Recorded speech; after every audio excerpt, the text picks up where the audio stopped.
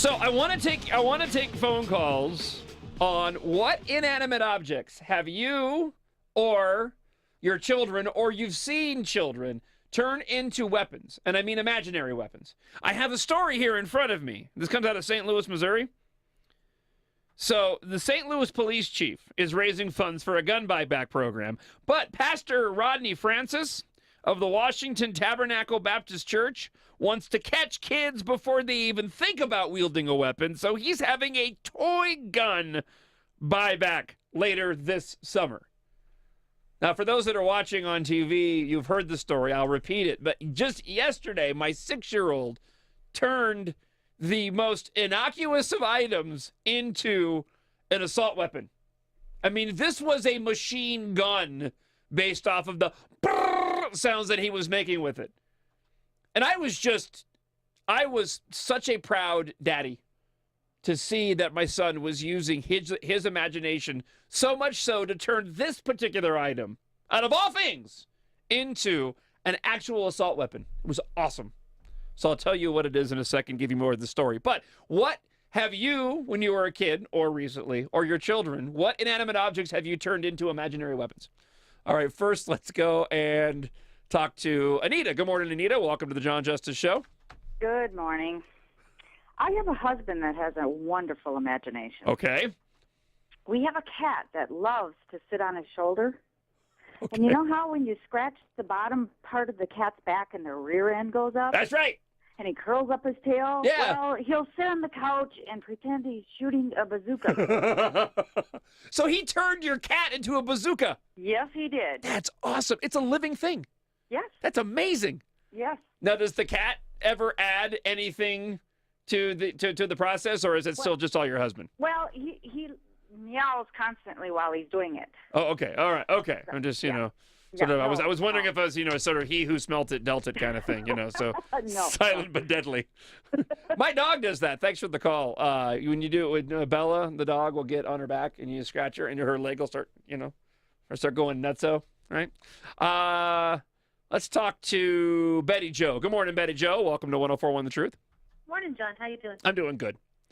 It's just many years ago when we were children, my mother took 2x4s and carved them into rifles for my brothers to play with. Nice. I mean, my mother was the most nonviolent person, but she allowed the children to have guns. She whittled rifles. Uh-huh. That's and handguns, too. That's awesome.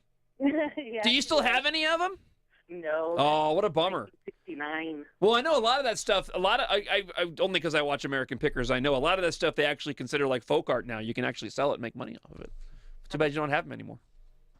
No. Now, let's ask the real question here. Did they all grow up to be fine, upstanding citizens, or did they turn into violent individuals?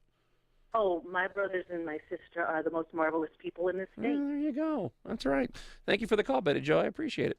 Let's this one might rival what my son turned into a gun yesterday. Let's talk to Susan. Good morning, Susan. Welcome to 104.1 The Truth. Good morning.